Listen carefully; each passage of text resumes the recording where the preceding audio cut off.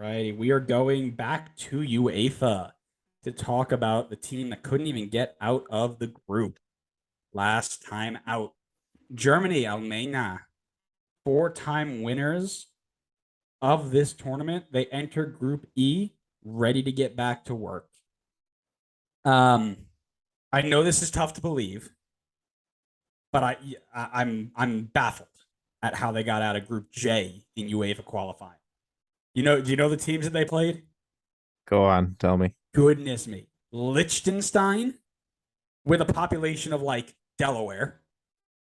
Iceland with a population of like Rhode Island. Armenia, whose best player is Lucas Zelarayan. Romania and North Macedonia. How you survive teams like that, I don't know. So really good work for Germany on getting out. Hansi Flick, former Bayern manager, takes a very, very cohesive group, right? Germany are known for taking players from basically two different teams and throwing them out there and saying, let's go play football. They're going to the biggest stage in hopes to make a run at the Cup after disappointingly not getting out of the group in 2018. Losing to England in Euro 2020 round of 16. And they finished third behind Hungary and Italy in their last 5 Nations League groups. How about their form in that nation? Talk to me about some of those games. Yeah, let me tell you about some of those Nations League games.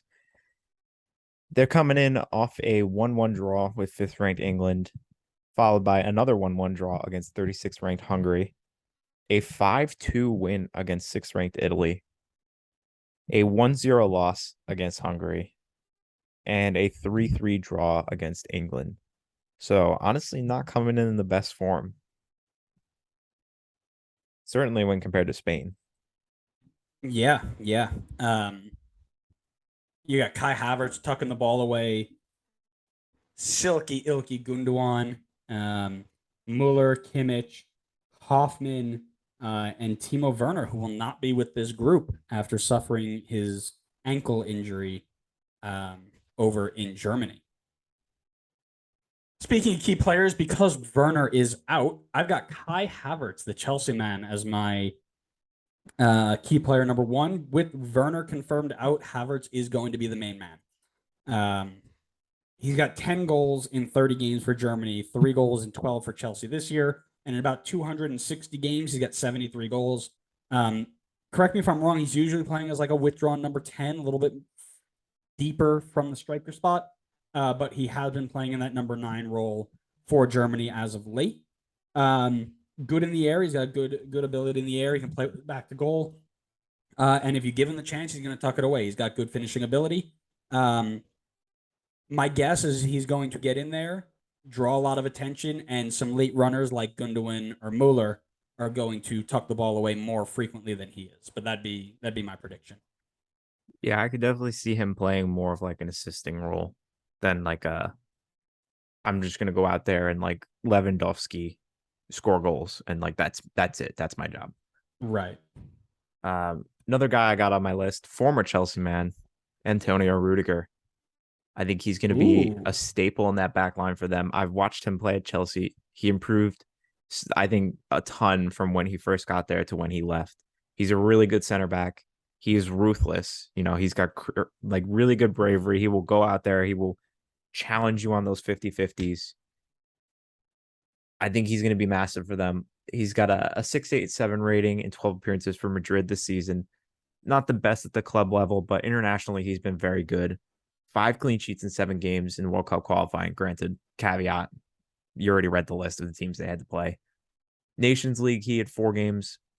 No clean sheets, but a pretty solid 703 rating. So it looks like on the international stage, he's been pretty strong for them. Looks like he'll be, probably a locked in center back for them. I think he'll be pretty crucial. Yeah, I agree. I think he is definitely one for me to watch. I think he brings a lot to the table, and we talked about that. I mean, you talked all about that, but I stayed a little bit more forward for my key player, number 2, who is Thomas Muller. I don't know how much you know about this. my friend Kylie from Kentucky, massive Bayern fan, massive Germany fan. On the back of her phone has was a little top thing, a little stand Yeah, or whatever pop socket or something. with Reimdauter. I think that's how you pronounce that. Mm-hmm. Thomas Mueller has his own position. It is named after him, and that's what it's called. I'm not going to try and repronounce it. I'm not German.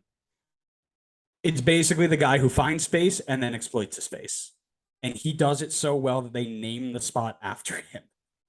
Um, he does it all the time. He's done it for Bayern. He's done it for Germany. He's done it for years. Um, it allows him to create chances for both himself and his teammates. And because it's so unique, a lot of teams struggle to deal with it, right? He's splitting those lines between the defense and the attack, or defense and the midfield, excuse me, finding those pockets, turning. And once he turns, he knows exactly where his players are and he's playing them into that space. It's a very, very unique and very, very cool system. He's got 40 goals and 44 goals and 40 assists in 118 matches. That's a goal contribution every 101 minutes for a dude playing as a 10. Pretty good. Yeah. Um, you let him roll and you let him go out and do that. He is going to be very successful. Because the other thing that does is it opens up space, right? If you're worried about him or switching on to him early, you're going to open up space for Kai Havertz to play, set from him. So if it's Havertz and Mueller, if Mueller goes this way, Havertz goes this way. That space creates there, and you can't mark both of them unless you do a double six, and then you take away the ability to go forward.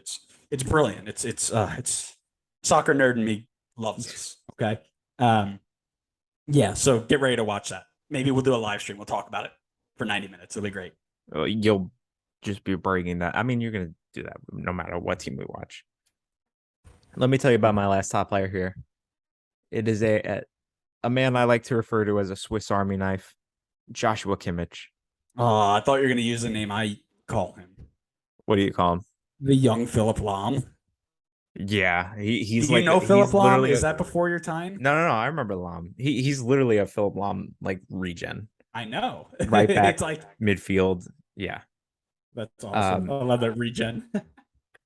Kimmich is, I think, one of the more underrated players in the world. I think he is super crucial for Bayern. I think he's going to be super crucial for Germany. I love the ability for him to kind of move around. It's similar to Tyler Adams as well. Play in the midfield, play in the back line. He's the type of player where I think you could stick him anywhere on the field and he will do a job. Say the line. He has posters of Tyler Adams on his wall when he was growing up. I don't know. That's fine. I would have said Tyler Adams is clear. Very simple, very straight to the point. Okay. That's all you need to do. Kimmich has had some unreal ratings this season or in recent international games. A 7.8 for Bayern this year in 13 appearances, which is wild. That's a very high rating. 7.6 in Nations League, also phenomenal. Especially considering the form that they were in Nations League. And a 7.72 in World Cup qualifying. He's been phenomenal for Germany. I think he's going to continue to be phenomenal.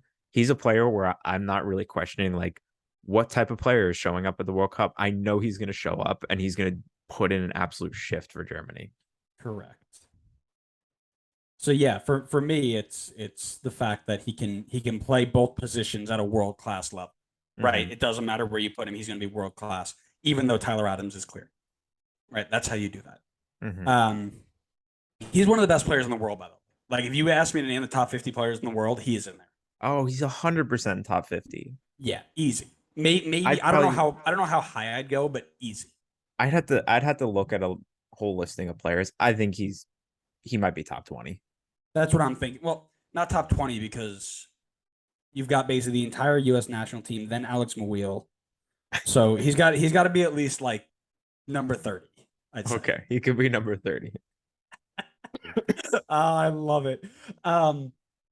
He's won basically everything you can win because he's been at Bayern. He's got great vision. Whenever he wins that ball in the midfield, he will play big long diagonals. Think Virgil van Dijk to Mo Salah diagonal to Leroy Sané or whoever's going to be out on that wing, Serge Gnabry maybe. And he's not afraid to put a few on frame. I mean, you saw he had a few goals in Nations League. Great defensive work rate. He's the total package. If I'm a coach, that is the type of guy I'm trying to say. Be like him. Yeah, I want 11 Kimmiches on the field. Yeah, literally. I have a feeling there's a decent shot we have the exact same 11 here. It might be, but the right back spot scares me because I think I might have a different right back than you. Oh no. So I have him in a 4-2-3-1. It could transition to a 4-3-3. Pick your favorite. Doesn't matter to me. Mm-hmm. I got Neuer in the goal, of course. I got Carrere Yeah, pronunciation I know who you're talking about. at right back. He's a PSG center back, but they play him at right back. Sule and Rudiger with Raum on the left. Kimmich and Silky Ilky in the middle with Nabry, Muller, Sane, and Havertz in front of him. You were right. We were so close. It was just the right back. I knew it was because I didn't want to put him in there. I just didn't know. I didn't know what else to do. Did you put Fredericks? I didn't put Fredericks. I'll read mine out even though we have the same thing. Yeah, I've got Neuer. I got Neuer in goal. Left back to right back, I've got David Raum, Rudiger, Sule. I went Klosterman at right back. That's the other one I was thinking of. Yeah, it was one of those three. Yeah, I think you could really go with any of them, but I went Klosterman, uh, Kimmich, and Gundogan in the midfield. Sane, Muller, Gnabry in the attack, and then Havertz up top. I also said so. I saw that Muller he had an injury symbol on him on transfer market. I think he was going to be back in time for the World Cup, but just in case he wasn't, I put Muller slash Musiala. So I think if Muller's out, Jamal Musiala will slide in there. Sure. Yeah. No problems there at all. I mean, Musiala can also play out on the wings. Yeah, He's yeah, he's a he'll be bit good like to come off the bench and just kind of like plug and play. um. But yeah. So anything else on Germany? Nope, nothing else.